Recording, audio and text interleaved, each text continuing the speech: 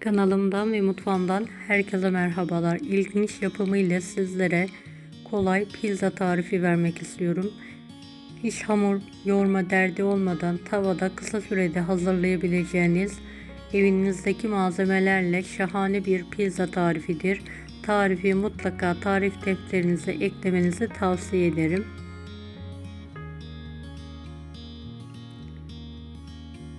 Üzeri için 1 adet kuru soğan piyazlık olarak doğranır. Az zeytinyağı ile kavrulmaya bırakılır. 8-9 adet ince biber doğranarak az zeytinyağı ile hafif bir şekilde sotelenmeye bırakılır. Biber ve soğan ara ara karıştırılır. Ve soğanlar karamelize olduğunda ve biberler yeteri kadar sotelendiğinde ocağın altı kapatılır. Uygun bir kaba alınarak soğutmaya bırakılır.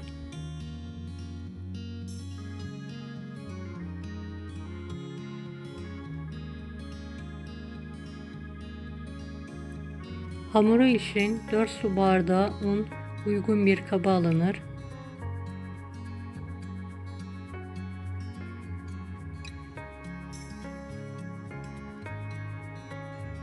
Yarım su bardağı mısır unu üzerine eklenir. 1,5 tatlı kaşığı tuz eklenerek mısır unu ve normal un karıştırılır. Çukur açılır kabın ortasına. Tam orta kısmına 1 tatlı kaşığı kuru maya, 2 tatlı kaşığı toz şeker eklenir. 4 su bardağı soğuk su ilavesi yapılır.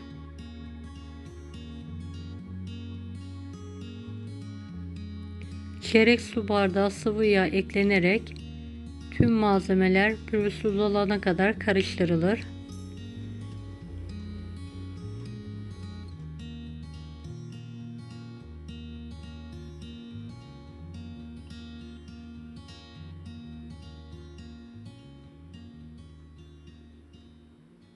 Evet, karışımımız hazır.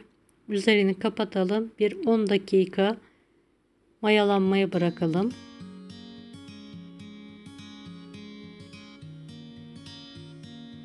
Videomu bu kısma kadar izlediyseniz yorum kısmına herhangi bir emoji bırakırsanız bana destek olmak için sevinirim. Evet, 10 dakika sonra hamurumuzu tekrardan karıştıralım. Gördüğünüz gibi kıvamı biraz daha koyulaştı. Uygun bir tavayı önceden ısıtalım.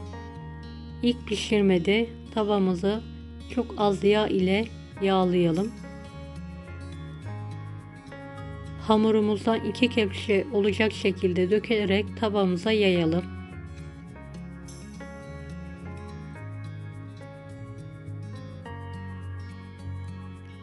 Evet, pizza hamurumuzu arkalı önlü olacak şekilde kontrollü bir şekilde pişirelim.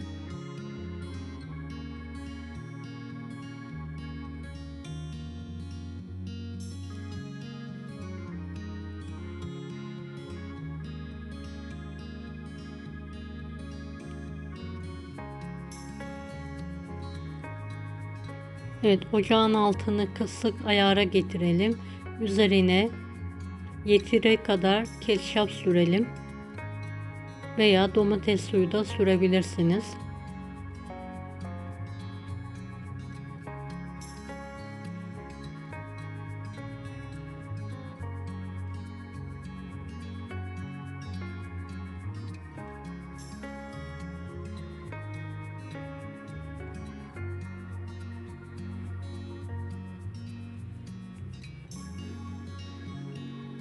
Rendelenmiş kaşar koyalım altına.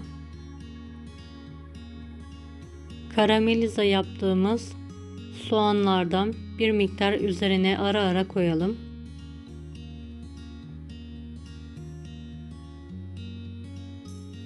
Dilediğiniz malzemeyi kullanabilirsiniz. Ben karamelize soğan, ince doğranmış domates, sotelediğim biberleri koydum.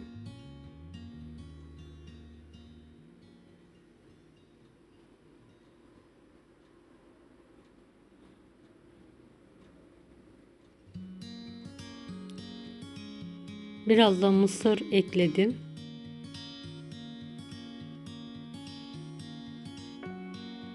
Tekrardan üzerine bolca kaşar rendesi koyarak yaydım.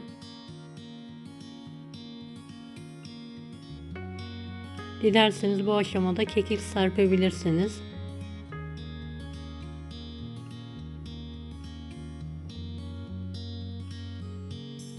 En üstte çekirdeği çıkartılmış, ince doğranmış zeytin koydum ara ara. Ve pizzamız hazır artık pişmeye. Tavanın üzerine uygun bir kapak kapatalım. Ocağı da kısık ateşle ayarlayalım. Ve kaşarlar eriyene kadar pişirmeyi bırakalım. Kontrollü bir şekilde. Evet, gördüğünüz gibi kaşarlar eridi. Kapağını kaldırıyorum. Kontrol ediyorum. Alt kısmında bir yanıklık yok. Gördüğünüz gibi. Pişen pizzanın altını kapatıyorum ve servis tabağına alıyorum.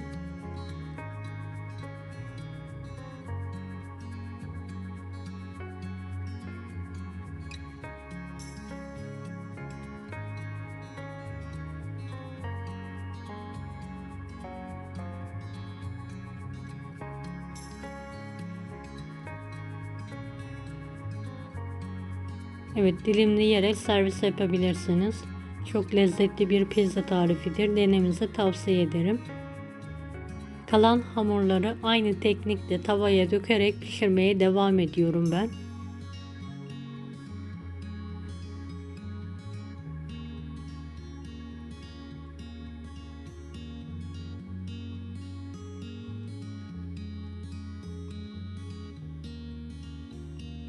Bu ölçülerle 5 adet pizza çıkıyor.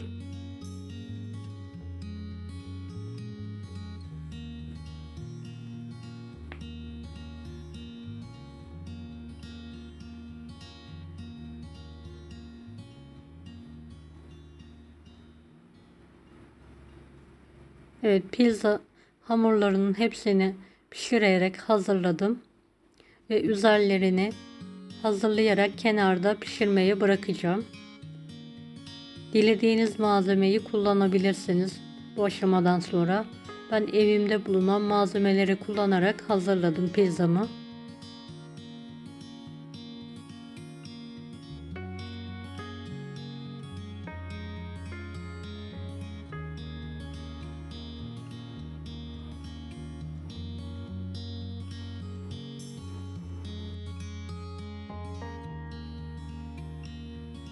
Deneyecek olanlara şimdiden kolaylıklar dilerim. Kanalıma ücretsiz abone olmayı unutmayın. Bir dahaki videolarda görüşmek üzere. Allah'a emanet olun. Hoşça kalın. Daha farklı tarifler için bunları da izlemeyi unutmayınız.